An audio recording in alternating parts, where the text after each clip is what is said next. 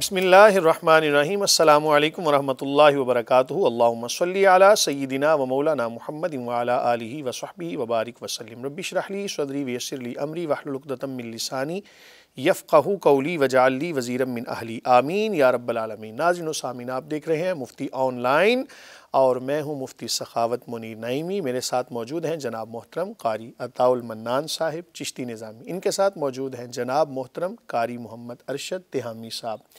ہمیشہ کی طرح آپ کی خدمت میں حاضر ہیں جناب، آپ کے جمیع سوالات کے جوابات لے کر۔ پروگرام کا باقاعدہ آغاز ہم تلاوت کلام پاک سے کرتے ہیں۔ تلاوت کلام پاک کریں گے جناب محترم قاری عطاء المنان صاحب۔ اعوذ باللہ من الشیطان الرجیم، بسم اللہ الرحمن الرحیم۔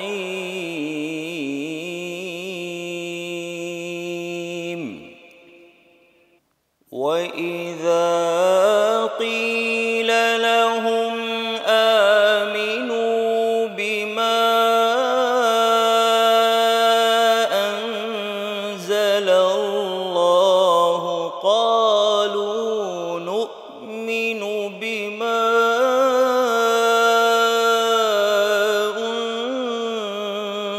أُنزِلَ عَلَيْنَا قالوا نؤمن بما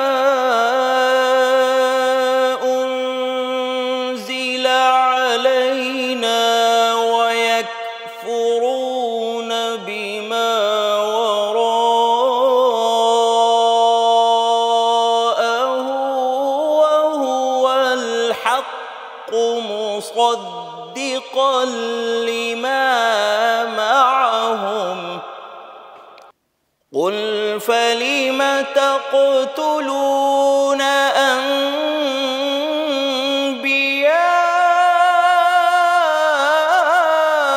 الله من قبل إن كنتم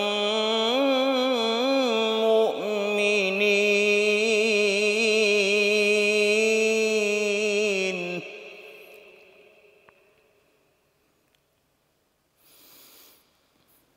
وَلَقَدْ جَاءَكُم مُوسَىٰ بِالْبَيِّنَاتِ ثُمَّ اتَّخَذْتُمُ الْعِجْلَ مِن بَعْدِهِ وَأَنتُمْ ظَالِمُونَ۔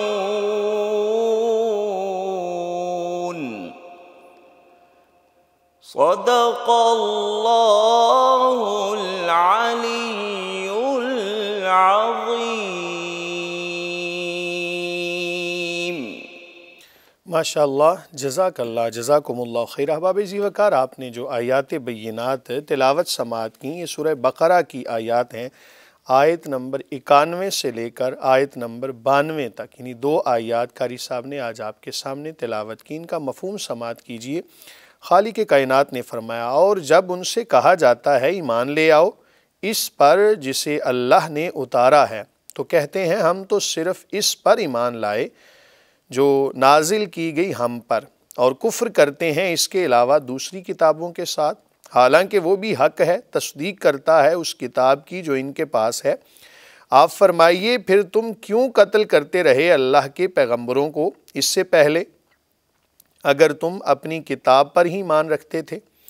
اور بے شک آئے تمہارے پاس موسیٰ علیہ السلام روشن دلیلیں لے کر، پھر تم نے بنا لیا بچڑے کو اپنا معبود اس کے بعد، اور تم تو عادی جفاکار ہو۔ باب ذی وقار، بنی اسرائیل کے واقعات، یہود کے واقعات بیان ہو رہے تھے۔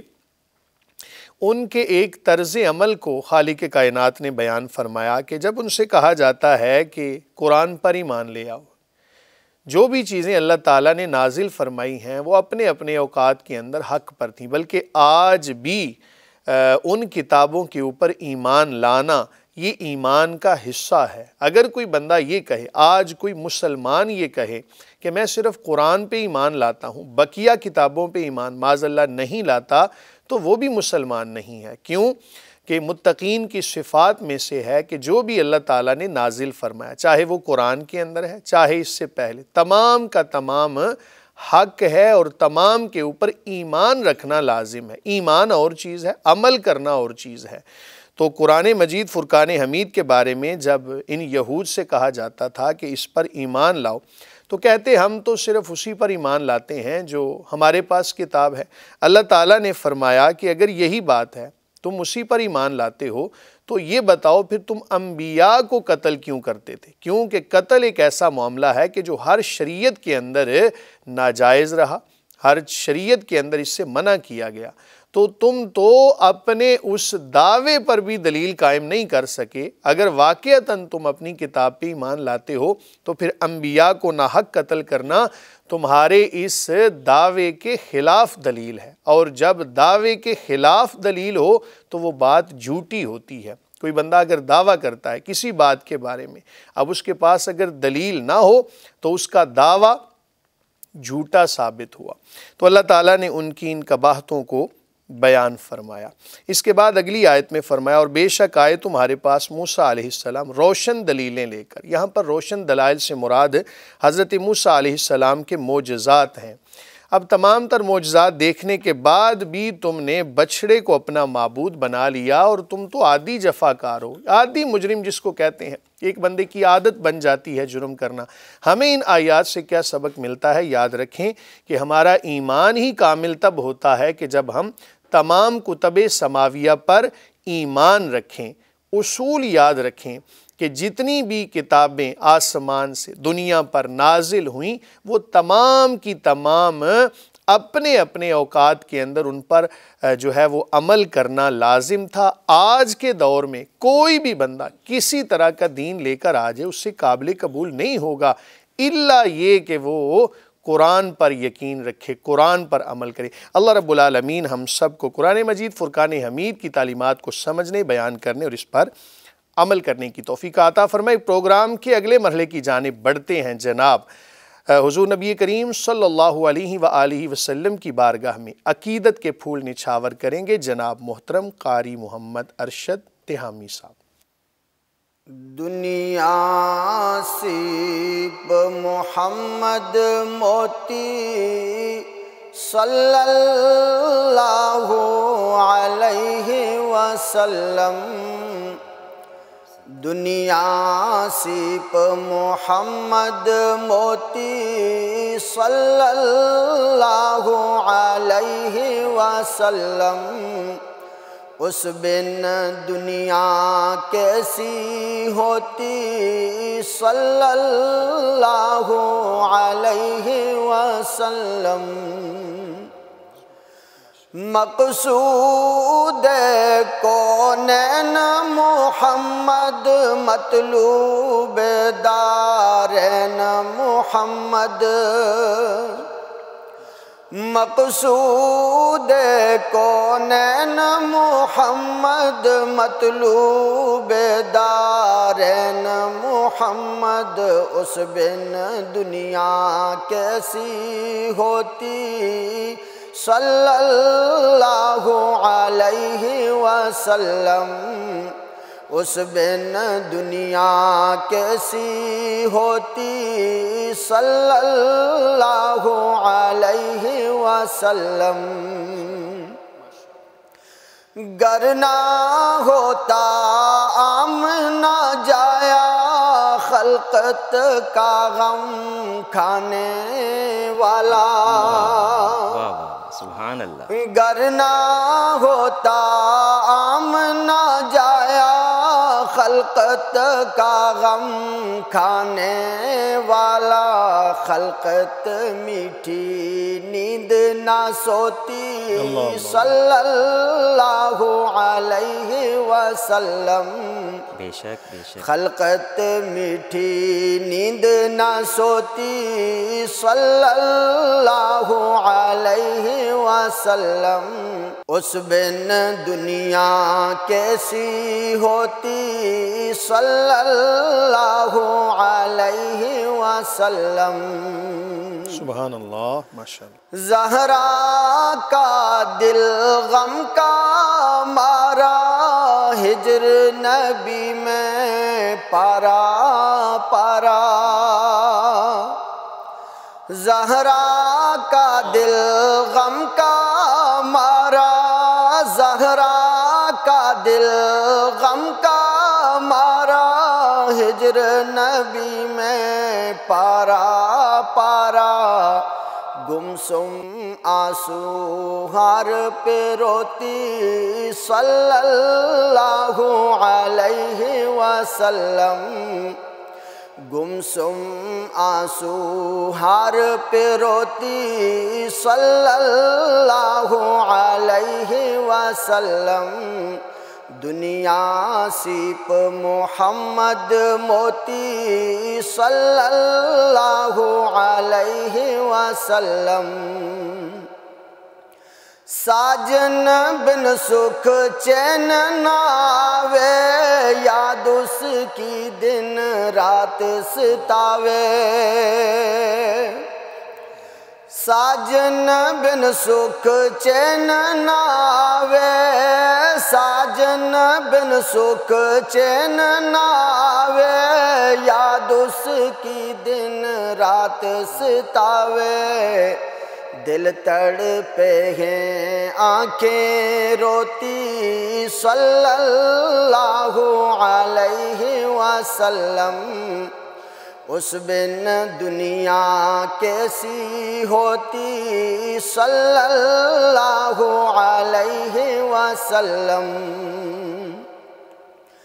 کاش میرے محبوب کی دھرتی مجھ پہ نفیس یہ شفقت کرتی،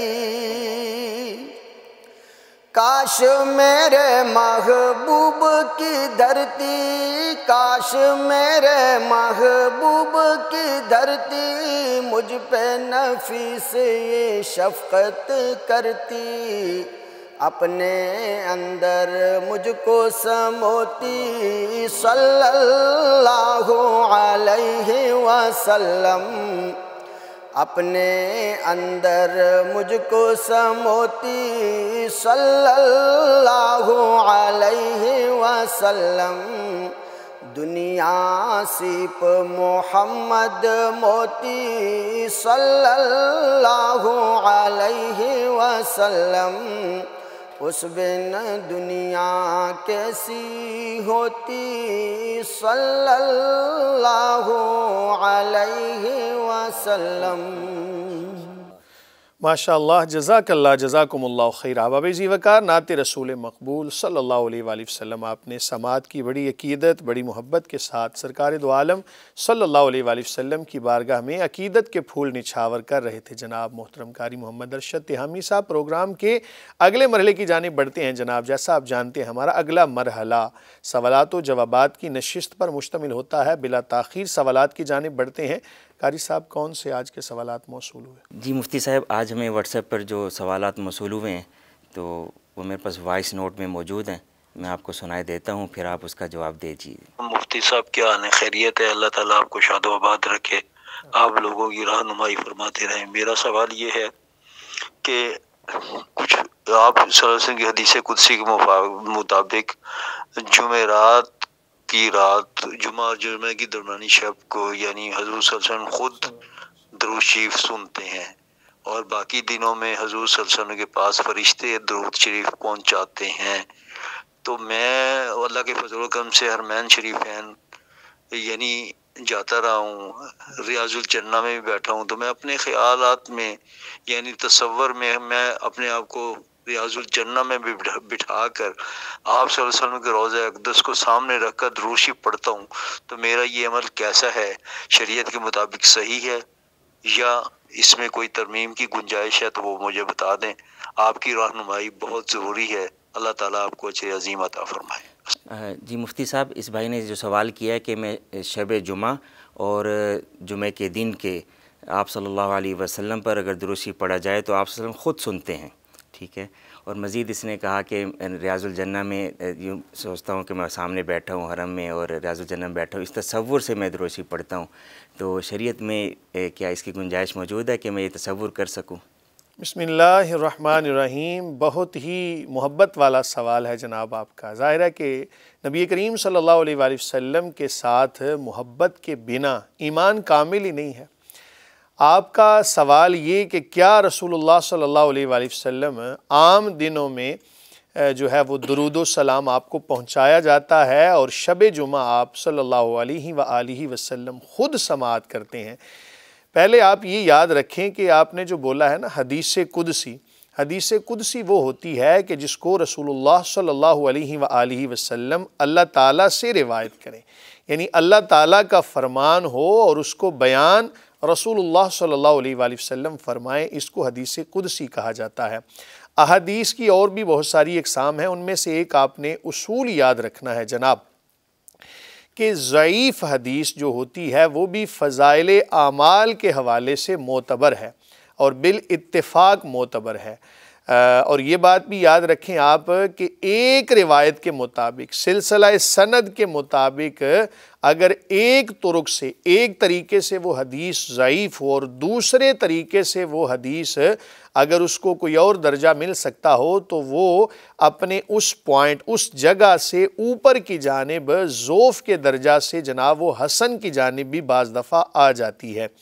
آپ کا جو یہ سوال ہے کہ رسول اللہ صلی اللہ علیہ وآلہ وسلم جو درود و سلام سماعت کرتے ہیں، خالق کائنات نے قرآن مجید فرقان حمید میں ارشاد فرمایا ان اللہ و ملائکتہ یصلون علی النبی یا ایھا الذین آمنوا صلوا علیہ وسلموا تسلیما، کہ بے شک اللہ اور اس کے تمام ملائکہ نبی کریم صلی اللہ علیہ وآلہ وسلم پر درود بھیجتے ہیں۔ ایمان والو تم بھی درود پڑھو اور خوب خوب سلام پڑھو۔ یہاں پر مطلقاً اللہ تعالیٰ نے حکم ارشاد فرمایا۔ یہ بھی آپ کے اصول مد نظر ہونا چاہیے کہ رسول اللہ صلی اللہ علیہ وآلہ وسلم کے ساتھ تعلق کیسا ہونا چاہیے، وہ ایسا ہونا چاہیے اتنا کثرت کے ساتھ درود و سلام پڑھیں کہ کل بروز قیامت رسول اللہ صلی اللہ علیہ وآلہ وسلم ہمارے درود و سلام کی برکت سے بھی اور ہمیں پہچان لیں اور ہماری شفاعت فرما دیں۔ یقیناً ہمارے اعمال اس قابل نہیں کہ ان اعمال کی وجہ سے ہم کوئی بہت بڑا کوئی فضیلت کے حامل ہو جائیں۔ یہ درود و سلام ایک ایسی عبادت ہے کہ جو اللہ تعالیٰ کے ہاں مقبول ہی مقبول ہے۔ حدیث مبارکہ سماعت فرمائیں جس کا مفہوم ہے، اس حدیث کو بہت سارے محدثین نے روایت کیا، کچھ نے اس کے بارے میں لکھا کہ یہ ضعیف ہے، اسی لیے میں نے اس سے پہلے بطور تمہید آپ کو یہ ساری باتیں عرض کر دیں کہ رسول اللہ صلی اللہ علیہ وآلہ وسلم پر جب عام دنوں میں درود پڑھا جاتا ہے، درود و سلام، تو فرشتے آپ تک پہنچاتے ہیں، اور شب جمعہ کریم آقا علیہ الصلاۃ والسلام بذات خود سماعت فرماتے ہیں۔ کسی نے سوال کیا یا رسول اللہ صلی اللہ علیہ، کیا آپ کے وصال با کمال کے بعد بھی یہ بات ہے؟ تو کریم آقا علیہ الصلاۃ والسلام نے فرمایا جس کا مفہوم ہے کہ بے شک، کیوں کہ اللہ تعالیٰ نے زمین کے اوپر انبیاء کے اجساد یعنی جسموں کا کھانا حرام کر دیا ہے۔ اللہ تعالیٰ کا نبی زندہ ہے، رزق بھی دیا جاتا ہے۔ یاد رکھیں کہ ایک شہید جو راہ خدا میں شہید ہوتا ہے، اس کے حوالے سے یہ فضیلت اور برتری مسلم ہے، ہر بندے کے علم میں ہے کہ شہید زندہ ہے، اللہ کی بارگاہ سے اسے رزق ملتا ہے، تو جس کے دین پر اپنی جان کا نذرانہ پیش کر رہا ہے اس نبی کا کیا مقام ہوگا۔ بہرحال اپنا اپنا نظریہ ہے جناب، آپ کا بڑا اچھا عمل مجھے بڑا پسند آیا۔ اللہ تعالیٰ آپ کو اس عمل پر ثابت قدم رہنے کی توفیق عطا فرمائے۔ دین اسلام تو نام ہی اس چیز کا ہے جناب، نبی کریم صلی اللہ علیہ وآلہ وسلم کی اداؤں کو اپنانے کا، اور جب ان کے ساتھ محبت نہیں تو ایمان کیسا؟ تو جہاں تک بات آتی ہے نا دلائل کی، دلائل وہاں پر شمار کیے جاتے ہیں کہ جہاں پر کسی چیز کو ثابت کر رہا ہوں، تو محبت دلیل نہیں مانگتی جناب۔ کوئی بندہ یہ کہے جی میں اپنے محبوب سے محبت کرتا ہوں اور اس دلیل کی بنا پر کرتا ہوں، یہ کیسی محبت ہے جناب؟ محبت تو ہوتی وہ ہے کہ جو بغیر دلیل کے ہو۔ اور پھر یہ مسئلہ بھی یاد رکھیں کہ نبی کریم صلی اللہ علیہ وآلہ وسلم اپنے غلاموں کا سلام سنتے بھی ہیں، جواب بھی دیتے ہیں۔ اب اس کو ذرا نا بڑے غور سے سماعت کیجیے۔ ہم سمجھتے ہیں جناب جواب نہیں آیا، سلام کرنا کیا ہوتا ہے جی؟ سنت ہوتا ہے، جواب دینا لازم ہوتا ہے۔ ہم سلام کریں رسول اللہ صلی اللہ علیہ وآلہ وسلم کو، جواب نہ آئے، ایسا ممکن نہیں ہے۔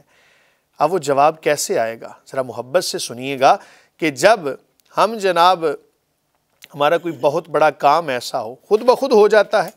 بہت ساری ایسی جناب ہمارے اوپر آفات آنے والی ہوتی ہیں، خود بخود ٹل جاتی ہیں، ہم سمجھتے ہیں جناب پتہ نہیں یہ کہاں سے یہ ایسا معاملہ ہو گیا۔ جناب یہ سلام کا جواب آ رہا ہے، اولاد فرما بردار ہو جاتی ہے، بہت سارے مسائل خود بخود حل ہو جاتے ہیں، بہت سارے کرم، بہت سارے فضل ایسے ہوتے ہیں کہ ہمارے تصور میں بھی نہیں ہوتا کہ جناب یہ معاملات کیسے حل ہو گئے۔ یہ وہ سلام کا جواب ہی تو آیا ہے۔ یا تو ظاہری طور پر سلام کا جواب آئے گا، یا اس معنی میں آئے گا کہ رسول اللہ صلی اللہ علیہ وآلہ وسلم سے محبت کا، عقیدت کا یہ جواب آئے گا، اولاد فرما بردار ہے، جناب آپ کا کاروبار اچھا چل رہا ہے، آپ اللہ کی جانب رجوع کر لیتے ہیں، تائب ہو جاتے ہیں، خاتمہ ایمان پر ہو جاتا ہے، تو یہ ساری کی ساری چیزیں بڑی مستحسن ہیں، اس پر عمل کریں، اللہ تعالیٰ کی بارگاہ میں دعا بھی کریں۔ ہم بھی دعا کرتے ہیں کہ اللہ تعالیٰ ہم سب کو نبی کریم صلی اللہ علیہ وآلہ وسلم کے ساتھ کامل محبت عطا فرمائے۔ لا یؤمن احدکم حتی اکون احب الیہ من والدہ وولدہ والناس اجمعین، کما قال، کہ تم میں سے کوئی بندہ اس وقت تک کامل مومن نہیں ہو سکتا جب تک ہر چیز سے بڑھ کر، حتیٰ کہ اپنی جان سے بڑھ کے رسول اللہ صلی اللہ علیہ وآلہ وسلم سے پیار نہ کرے۔ اس لیے اپنے اس عمل کو جاری رکھیں، بڑا اچھا عمل ہے۔ تصور کرنا رسول اللہ صلی اللہ علیہ وآلہ وسلم کا یہ بڑا مستحسن عمل ہے جناب۔ جی مفتی صاحب، آپ نے بیان کیا کہ سلام کا جواب اس طرح سے آتا ہے کہ انسان کے مسائل حل ہونا شروع ہو جاتے ہیں یا کوئی کام ہونا شروع ہو جاتے ہیں۔ تو کل ہی میں دیکھ رہا تھا ایک ویڈیو میں، ایک بابا جی گنبد خضرا کی طرف دیکھ کر سلام کر رہے تھے، پھر انہوں نے اس ویڈیو میں خود بتایا کہ میں نے سلام کیا اور درخواست پیش کی، یا رسول اللہ میرے پاس چھوٹا موبائل ہے اور آج کل وہ اجازت لینا ہوتی ہے ریاض الجنہ کے اندر جانے کے لیے، پرمٹ، تو وہ پرمٹ بھی میں نہیں لے سکتا، یا رسول اللہ میرا کام کر دیجئے۔ وہ کہتا ہے کہ میں لائن میں لگ گیا، جب میری باری آئی تو شرطے نے پیٹھ پیچھے پلہ مو کر لیا اور مجھے کہا جاؤ، اور میں اندر چلا گیا۔ کہتے بغیر پرمٹ کے گیا، یہ بڑی درخواست پیش کی اور فوراً کام ہو گیا۔ یہ بڑی محبت کی باتیں ہیں جناب۔ کبھی آپ وہاں پر جائیں تو کوشش کریں کہ رسول اللہ صلی اللہ علیہ وآلہ وسلم کی بارگاہ میں جناب عیدی کا تقاضا کریں۔ یا رسول اللہ صلی اللہ علیہ، آپ کے پاس جب بچے آتے تھے تو آپ ان کو عیدی عطا فرماتے تھے۔ یا رسول اللہ صلی اللہ علیہ، ہم آپ کی بارگاہ میں حاضر ہوئے ہیں، ہمیں بھی عیدی عطا فرمائیے۔ وہ عیدی کیسی ہوگی؟ یہ محبت کی باتیں ہیں جناب، اللہ تعالی ہم سب کو یہ نصیب فرمائے۔ آمین۔ جی مفتی صاحب، اگلا سوال یہ ہے کہ اگر رمضان کے قضا روزے رکھنے ہوں تو سحری کا لاسٹ ٹائم کیا ہے؟ مطلب کہ کب سحری بند کرنی چاہیے؟ آج کل کے ٹائم کے حساب سے رجب کا مہینہ چل رہا ہے، تو آخری وقت کون سا ہوگا وہ بتا دیجیے۔ بسم اللہ الرحمن الرحیم۔ ہمارے ہاں یہ بھی ایک تصور پایا جاتا ہے کہ ہر چیز کے بارے میں ہم علماء سے پوچھتے ہیں، بڑی اچھی بات ہے۔ یاد رکھیں کہ کچھ چیزیں ایسی ہوتی ہیں کہ جو بالکل واضح ہوتی ہیں، ظاہر ہوتی ہیں۔ مثلا آپ نے روزے کو بند کرنا ہے، سحری کا جو آخری وقت ہے اس کے لیے آپ یہ یاد رکھیں کہ ہر شہر کے اندر مختلف اوقات ہوتے ہیں۔ میں آپ کو اگر لاہور کا وقت بتاؤں تو تھوڑا سا مختلف ہوگا، کراچی کے اندر کچھ آدھے گھنٹے کا 20 منٹ کا فرق پایا جائے گا۔ اس لیے آپ نیٹ سے بھی اس کو چیک کر سکتے ہیں کہ اس مہینے کے اعتبار سے کیلنڈر کیا ہے۔ یاد رکھیں کہ جب صبح صادق ہوتی ہے، صادق صبح جس کو کہا جاتا ہے کیلنڈر کے اوپر، جب اذان فجر کا وقت ہوتا ہے، بعض مساجد کے اندر اس کا بڑا اہتمام کیا جاتا ہے کہ جیسے ہی فجر کا وقت شروع ہوتا ہے تب اذان فی الفور پڑھ دی جاتی ہے۔ بعض مساجد کے اندر اس کا لحاظ نہیں رکھا جاتا، تاہم اگر آپ کے پاس مسجد کے اندر یہ اہتمام موجود ہے تو جیسے ہی صبح صادق ہو، فجر کا وقت داخل ہو، اس سے پہلے تک آپ سحری کو موقوف کر دیں۔ احتیاط کے طور پر آپ جناب کوئی 1-2 منٹ پہلے سحری کرنا بند کر دیں۔ جی مفتی صاحب، اگلا سوال واٹس ایپ وائس نوٹ میں آیا تو سنیے گا، میں پلے کرتا ہوں۔ جی میرا سوال یہ ہے کہ میں خود سعودی عرب میں ہوں، فیاض نام ہے میرا، پاکستان سے تعلق رکھتا ہوں، اور میرے چاچا کے بیٹے ہیں تو وہ بھی سعودی عرب میں ہیں، ایک اور چاچا کا بیٹا وہ بھی سعودیہ میں ہے۔ تو ہم اپنی فیملی کو بلوانا چاہتے ہیں پاکستان سے، میں اپنی والدہ کو بلوانا چاہتا ہوں عمرے پہ، اپنی بیوی کو، ایک چھوٹا بچہ ہے میرا 2 سال سے کم، تو اور وہ بھی جو چاچے کے بیٹے ہیں تو وہ اپنی والدہ کو اور اپنی ہمشیرہ کو بلوانا چاہتے ہیں، ایک اور چاچا کا بیٹا ہے وہ بھی اپنی والدہ کو بلوانا چاہتا ہے، اور اس کے علاوہ میری ایک ممانی ہے، مامی لگتی ہے، وہ بھی ان کے ساتھ عمرے پہ آنا چاہتی ہے، یعنی 4 لیڈیز ہیں، ٹوٹل 7 لیڈیز ہیں۔ 7 لیڈیز ہیں ٹوٹل، تو وہ پاکستان سے ان کے لیے کوئی عمرے کا پیکج ہم 15 دن کا لے کے یہاں پہ اگر مکہ میں چلے جائیں تو وہ اس طرح آ سکتے ہیں اکیلے، ان کو عمرہ کروا سکتے ہیں ایسے انشاءاللہ۔ تو اس کا جواب دے دینا جی، بہت شکریہ، اللہ حافظ، جزاک اللہ۔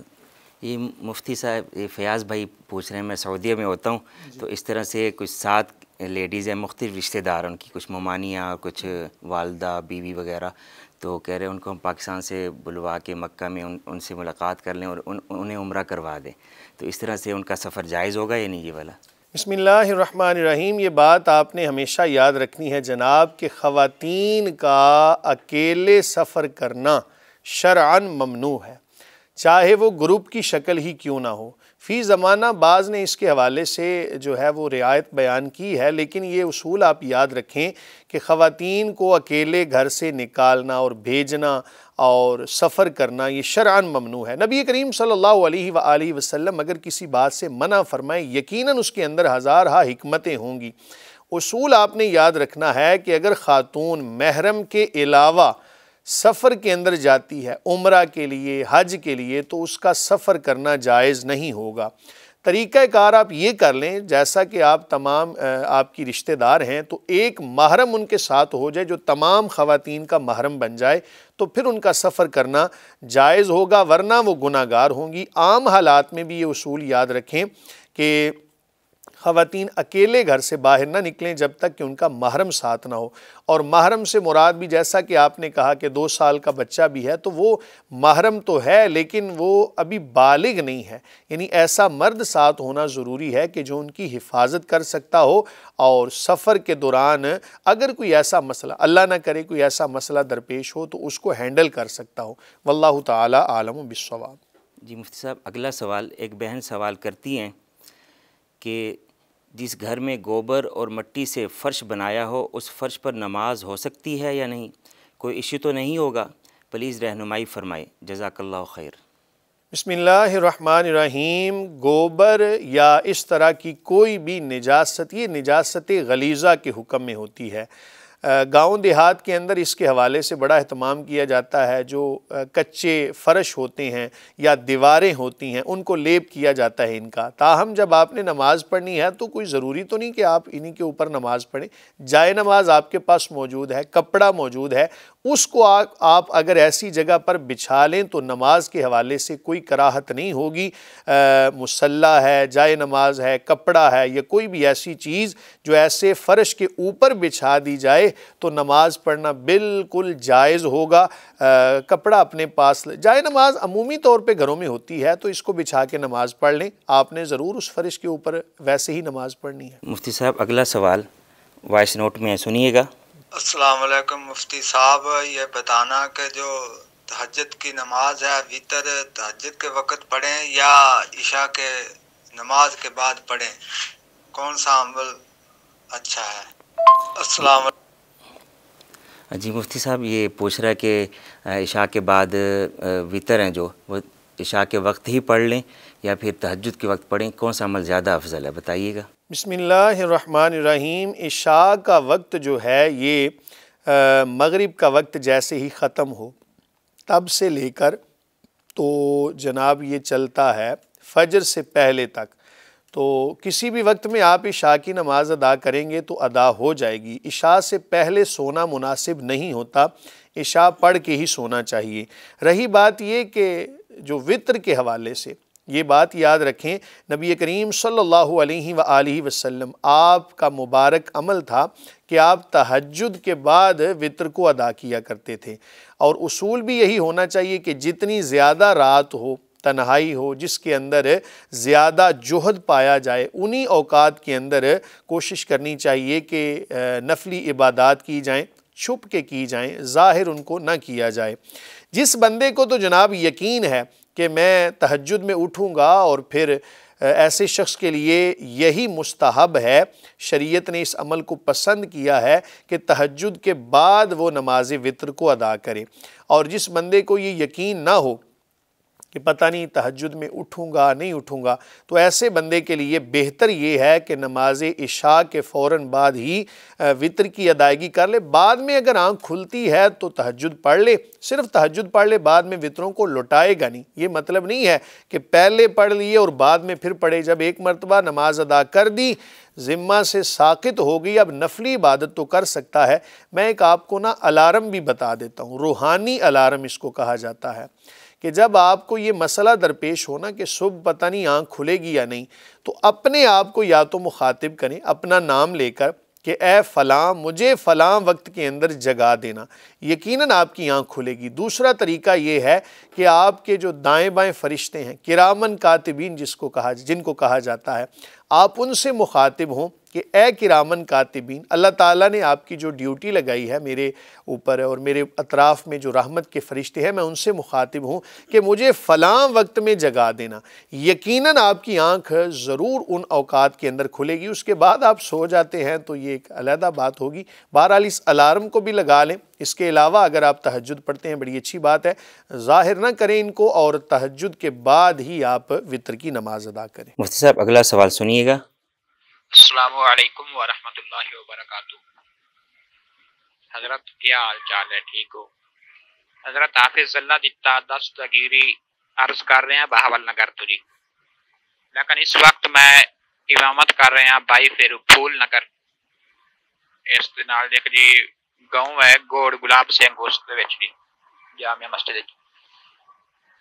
حضرت ایک مسئلہ پوچھنا سی کہ ایتھے اسی نماز جنازہ قسم دا پڑھانے ہیں تو اس تو بعد جنازہ پڑھا کے واپس آ سکنے ہیں، یا انہوں نے پابندی یعنی کہ اس دے کولو رہ کے اسی انہوں دے ایک جڑے مقتدی ہے وہ کہندے کہ جی دفن تو بعد تسا دعا کرانی ہے، انہیں دیر اتنے رکو چاہے ساڈا اذان دا ہی ٹائم ہو جاوے یا نہ ہوئے، اس دے وچ سانوں کوئی نہیں، کیونکہ سارے بندے کے قبرستان ہوندے ہیں، اس واسطے تسی اتنے سارے کول ہی رکے کرو۔ اس تے کوئی تھوڑی جی تفصیلی معلومات مل جاوے، ویڈیو بنا کے سینڈ کر دو تو بڑی مہربانی ہو سی، حضرت نوازش ہوگی آپ کی۔ جی یہ امام مسجد ہے، بھائی پھیرو میں ایک مسجد میں امام ہے، تو یہ پوچھ رہے ہیں کہ قبرستان میں ہم پہلے جنازہ پڑھاتے ہیں، پھر نمازی کہتے ہیں کہ قبرستان چلے ہمارے ساتھ، وہاں آپ دفن کے بعد دعا بھی کروائیں، تو کیا امام اس کا پابند ہے یا نہیں؟ اس کا تفصیلی جواب دیں، وہ کہہ رہے ہیں۔ بسم اللہ الرحمن الرحیم۔ پہلی بات یہ یاد رکھیں جناب کہ جو مقتدی حضرات ہیں جیسے بھی ہیں، وہ اللہ تعالیٰ بحیثیت مسلمان ہم سب کو ہدایت عطا فرمائے۔ جس جگہ سے رزق مل رہا ہو نا، جس جگہ سے بھی اللہ تعالیٰ رزق عطا فرمائے تو اس جگہ کی قدر کرنی چاہیے۔ تھوڑا مل رہا ہے، زیادہ قطع نظر اس کے، تو اللہ تعالیٰ نے ایک ذریعہ بنایا ہے، اقتدا کرنے والے کچھ ظاہر ہے پیسے وغیرہ اکٹھے کر کے وظیفہ کی صورت میں کچھ دیتے ہیں، تو اگر کوئی ایسا کوئی معاملہ بن بھی جائے نا، کوئی تکلیف دہ معاملہ، تو اس پر صبر کریں۔ اگر جناب میٹھا کھانا سنت ہے تو کڑوی باتیں بھی لوگوں کی سننا یہ بھی سنت ہے۔ تو پہلی بات تو یہ یاد رکھیں، کبھی بھی نا ایسا کوئی شکوہ کرنا اقتدا کرنے والوں کے حوالے سے کوشش کریں کہ اس کو نہ کریں، اس کے اندر بہت زیادہ نا بہتری ہوگی۔ یہ میرا مشورہ ہے آپ کو، چونکہ میں بھی ایک امام مسجد ہوں اور میں ان تمام تر چیزوں سے گزرتا رہتا ہوں۔ تاہم یہ اصول یاد رکھیں کہ جب کسی امام صاحب کا تقرر کیا جاتا ہے تو انہیں ایک اجارہ کے طور پر رکھا جاتا ہے۔ اجارہ کا مطلب ہوتا ہے کہ وہ اپنا وقت دیں گے امام صاحب، اور یہ انہیں اس وقت دینے کے بدلے میں اتنا جناب وظیفہ دیں گے۔ اس کو وظیفہ کا نام ہی دینا بہتر ہے، کوئی تنخواہ یا عوض بنا لینا یہ کوئی مناسب بات نہیں۔ تاہم اگر کسی جگہ پر عرف ایسا ہو تو اس کے کہنے میں بھی کوئی قباحت نہیں ہے۔ اب رہی بات یہ کہ جب تقرر کیا جاتا ہے تو وہاں پر یہ باتیں طے کی جاتی ہیں کہ امام صاحب ہمیں فلاں کام جو ہے نا یہ ان کی ذمہ داری میں شامل ہے۔ اگر تو وہاں کا عرف یہ ہے کہ امام صاحب ہی یہ سارے معاملات کرتے ہیں تو یہ جب آپ کا تقرر ہوا تھا اس وقت یہ باتیں طے کر لینی چاہیے۔ تو جو بھی طے پا جائے پھر اس کے اندر کوئی اعتراض نہیں ہونا چاہیے۔ تاہم جو مقتدی حضرات ہیں ان کو بھی لحاظ کرنا چاہیے کہ ہمارے امام صاحب ہیں اور کم از کم ان کا اتنا اجارہ ہونا چاہیے، اتنی اجرت ہونی چاہیے جو اپنا وقت دے رہے ہیں اس کے بدلے میں، کہ ان کا مناسب جو ہے نا ایک بلکہ مناسب نہیں بلکہ میں تو یہ کہوں گا کہ اچھی تنخواہ دینی چاہیے، تاکہ جو امام صاحب ہیں آنے والی نسلوں کے اندر امام صاحب آئمہ پیدا ہوں۔ یہ نہیں کہ جناب جو ہے ہم دیگر چیزوں کو بڑا پروموٹ کریں اور اس فیلڈ کے حوالے سے ہمارا جواب بڑا منفی ہو، یہ بڑا تکلیف دہ مرحلہ ہے۔ بہرحال اگر آپ کو نماز کے لیے امام صاحب کی ڈیوٹی میں یہ چیز شامل ہوتی ہے کہ نماز پڑھائیں، اگر اذان دینا آپ کی ذمہ داری میں شامل ہے تو بھی یہ آپ پر لازم ہے۔ اسی طرح جو جنازہ کی نماز پڑھانا ہے یہ بھی امام صاحب کی عمومی طور پہ ڈیوٹی میں شامل ہوتا ہے۔ تاہم وہاں پہ کھڑے ہو کے دعا کرنا اور وہاں پر اتنی دیر رکے رہنا یہ کوئی مناسب بات نہیں ہے۔ اگر آپ کے کوئی روزمرہ زندگی کے معاملات ہیں تو آپ ان کو آسان طریقے سے سمجھائیں کہ جناب یہ میری ڈیوٹی میں شامل نہیں، دعا تو کوئی بھی کر سکتا ہے، اور اگر درمیانی اوقات کے اندر جناب نماز کا وقت ہو گیا تو چونکہ نماز پڑھانا اس دعا کرنے سے زیادہ ضروری ہے، اس لیے آپ اپنے اقتداء کرنے والوں کو یہ بات سمجھائیں کہ جب جتنا اہم کوئی مسئلہ ہوتا ہے اسی کو ترجیح دینی چاہیے، تو آپ جا کے نماز اور اذان پڑھیں، دعا کوئی اور بھی کروا دے، اور اگر درمیان میں وقت بچتا ہے تو آپ آ کے دوبارہ سے دعا بھی کروا سکتے ہیں۔ تاہم نماز پڑھانا، جنازہ پڑھانا اور اسی طرح جناب اذان دینا اور دیگر جو امام صاحب کی ذمہ داری میں شامل ہے اس کو ترجیح دے، باقی معاملات جو ہیں ان کو پھر کسی اور کے ذمہ لگا دیں۔ واللہ تعالی عالم بالصواب۔ جی مفتی صاحب، مجھے لگ رہا ہے کہ امام صاحب تھوڑا پریشان ہو کر کھینچا تانی ہوتی ہے۔ اب ظاہر قبرستان میں کھڑے ہیں، نماز کا وقت ہو گیا، دو چار لوگ رویہ ان کا ایسا ہوتا ہے امام کے ساتھ، وہ ذرا غصے ہو کہہ دیتے یہ کیا بات ہوئی، نماز کے وقت میں قبرستان میں امام صاحب دعا کروا رہے ہیں، تو اس سے پریشان ہو کر انہوں نے سوال پوچھا ہے۔ بالکل ایسا ہی ہے۔ میں عرض کر دوں کہ جب ایسا کھینچا تانی والا معاملہ بن جائے نا تو آپ نے جناب نماز کو ترجیح دینی ہے۔ آپ اقتداء کرنے والوں کو سمجھائیں یہ بات کہ جناب نماز پڑھانا زیادہ اہم ہے، دعا تو کوئی بھی کر سکتا ہے، دعا کرنا یہ مستحسن عمل ہے اور نماز پڑھانا یہ فرض ہے، اور اگر آپ دعا میں مصروف رہیں ادھر سے جماعت چلی جائے تو یہ آپ نے کوئی اچھا کام نہیں کیا۔ اس لیے اقتداء کرنے والوں کو یہ چیز سمجھائیں، اور کھینچا تانی والے معاملات مساجد میں نہیں ہونے چاہیے۔ انتظامیہ جو آپ کو کہہ دے، اور انتظامیہ بھی پڑھی لکھی ہو، اللہ کرے، میں یہ دل سے دعا کرتا ہوں تمام مسلمان بھی یہ چاہتے ہیں کہ اللہ کرے ہماری مساجد کے اندر جو آئمہ خطباء ہیں وہ بھی پڑھے لکھے ہوں، اور جو انتظامی معاملات کرنے والے ہیں اللہ تعالی ہم سب کو بحیثیت مسلمان ہدایت عطا فرمائے۔ جی مفتی صاحب اگلا سوال سنیے گا، میں پلے کرتا ہوں۔ السلام علیکم جناب مفتی صاحب، کیا حال ہے؟ ٹھیک ہے؟ خیریت سے ٹھیک ہے آپ کی؟ اللہ آپ کو سلامت رکھے۔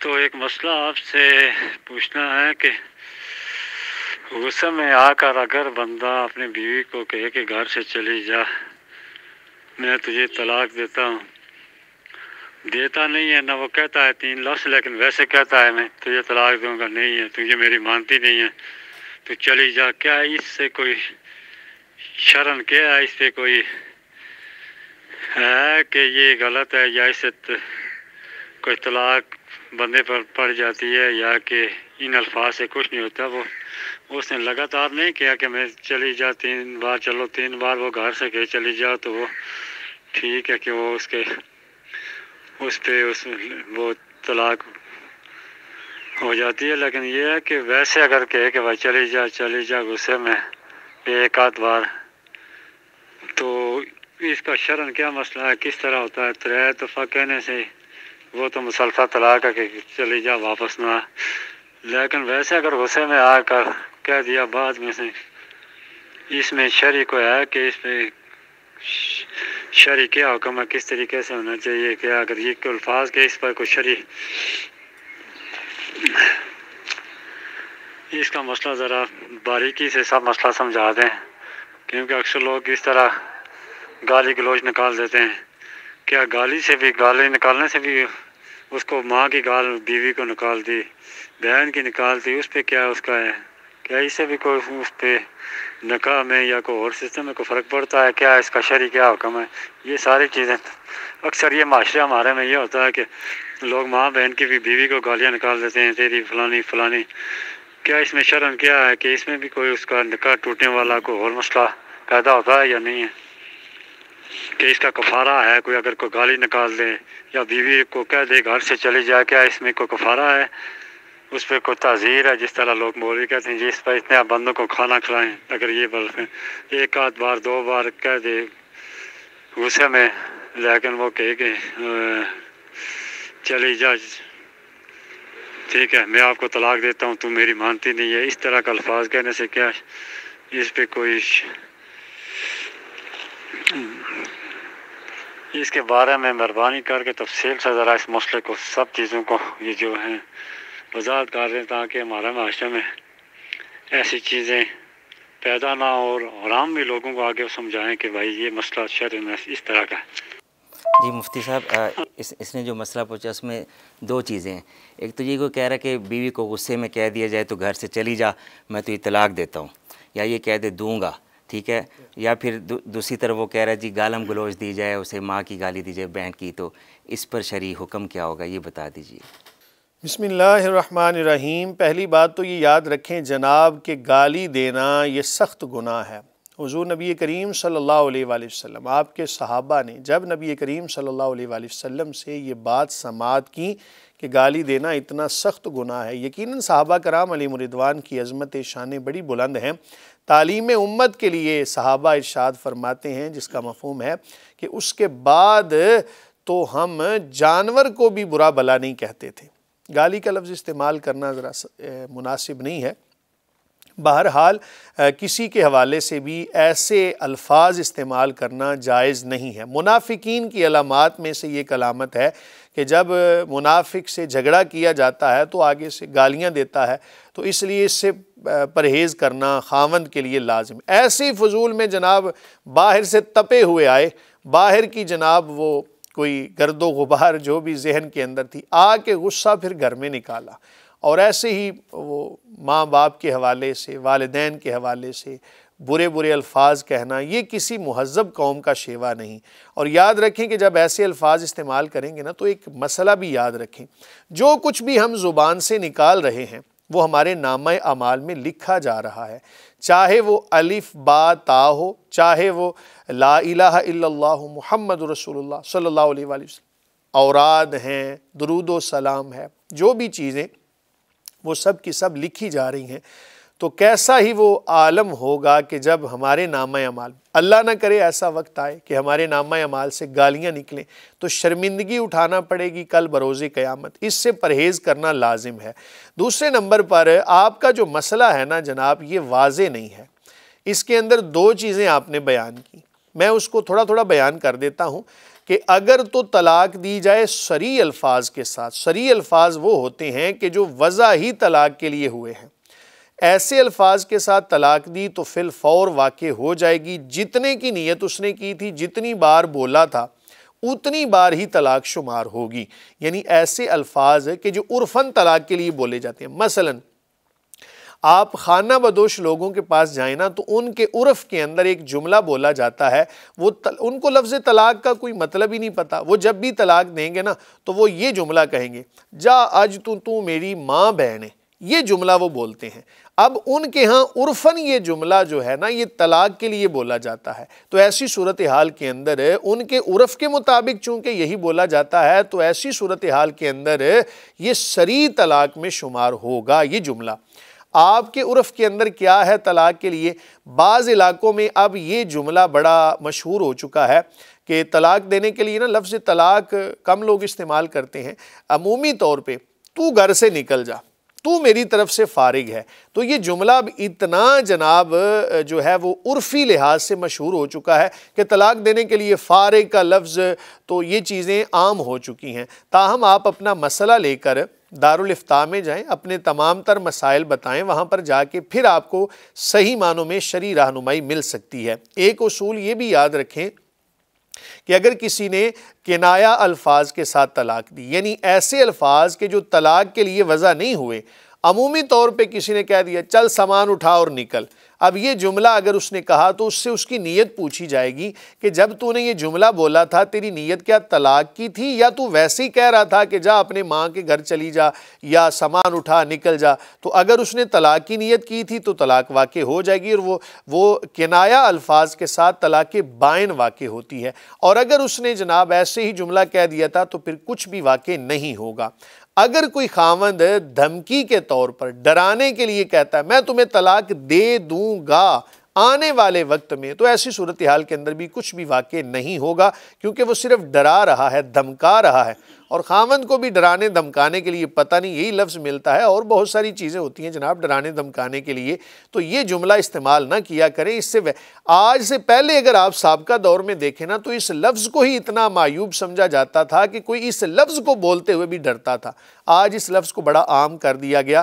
بہرحال صحیح معنوں میں شرعی رہنمائی کے حصول کے لیے قریبی دارالافتاء میں جا کے آپ اپنا مسئلہ مکمل بیان کریں اور صحیح معنوں میں شرعی رہنمائی حاصل کریں. ایک جو جملہ آپ نے یہ بولا تھا جی کفارے کے طور پر فلاں مولوی صاحب کہتے ہیں جی اتنا آپ دے دیں تو ادا، طلاق کے حوالے سے کسی قسم کا کوئی کفارہ نہیں ہے جناب، یہ مد نظر رکھ لیں. یہ ایسی فضول میں عوام کے اندر بات مشہور ہے اتنے بندوں کو کھانا کھلا دیں تو جناب آپ کی طلاق واپس ہو جائے گی. ایسا کوئی کانسیپٹ شریعت کے اندر نہیں ہے کہ کھانا کھلانے سے طلاق یا تو ہوتی ہے یا نہیں ہوتی. اگر ہوتی ہے تو پھر جتنی کی نیت کرے گا وہ واقع ہوں گی، نہیں ہوتی تو مستقبل میں اگر ڈرانے کے لیے کسی نے کہا تھا واقع نہیں ہوگی، یا ایسے ہی وہ کوئی بات کر رہا تھا تو ایسی صورتحال کے اندر طلاق واقع نہیں ہوگی. واللہ تعالی عالم بالصواب. اگلا سوال سماعت کیجیے گا. سر میرا نام عثمان علی شاہ ہے، لاہور سے بات کر رہا ہوں.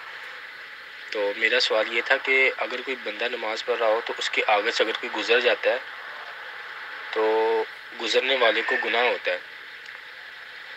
تو اگر کوئی نماز پڑھ رہا ہے تو اس کے آگے کتنا فاصلہ ہونا چاہیے، مطلب کتنی صفوں کا فاصلہ ہونا چاہیے کہ اگلا جو گزر رہا ہے اس کو گناہ نہ ہو؟ مفتی صاحب یہ عثمان بھائی لاہور سے پوچھ رہے ہیں کہ کوئی نمازی نماز پڑھ رہا ہو مسجد میں تو کتنی صفوں کا فاصلہ ہونا چاہیے کہ اسے آگے سے گزرا جا سکتا ہے؟ جی ذرا بتا دیجیے. بسم اللہ الرحمن الرحیم. نمازی جو نماز پڑھ رہا ہے جناب اس کے آگے سے گزرنا سخت گناہ ہے. حدیث کے جو الفاظ ہیں جس کا مفہوم ہے 40 کا لفظ وہاں پر ملتا ہے، اور اس کی تشریح اور توضیح کے اندر وضاحت کے اندر جو ہے محدثین نے لکھا کہ یہاں سے 40 سال مراد ہیں، کہ اگر کسی کو گناہ کے بارے میں علم ہو جائے تو 40 سال تک رکا رہے لیکن نمازی کے آگے سے نہ گزرے. یہ سخت گناہ ہے، اس سے اجتناب لازم ہے. تاہم نماز پڑھنے والے کو بھی تھوڑا خیال کرنا چاہیے کہ ایسی جگہ کا انتخاب کرے کہ جہاں سے لوگ نہ گزریں. سامنے کوئی سترہ رکھ لے، مساجد کے اندر عام طور پہ مل جاتا ہے، یا کسی پلر کی اوٹ کے اندر نماز ادا کر لے، یا ایسی جگہ پر کہ جہاں لوگوں کا گزر نہ ہو تاکہ لوگ گناہ سے بچ سکیں.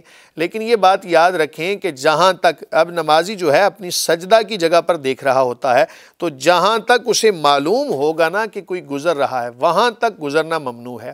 فقہائے کرام نے اس کے حوالے سے 3 صفوں کا بھی حکم لگایا کہ 3 صفیں چھوڑ کر اگر کوئی گزر جاتا ہے تو امید کی جاتی ہے کہ گناہ گار نہیں ہوگا.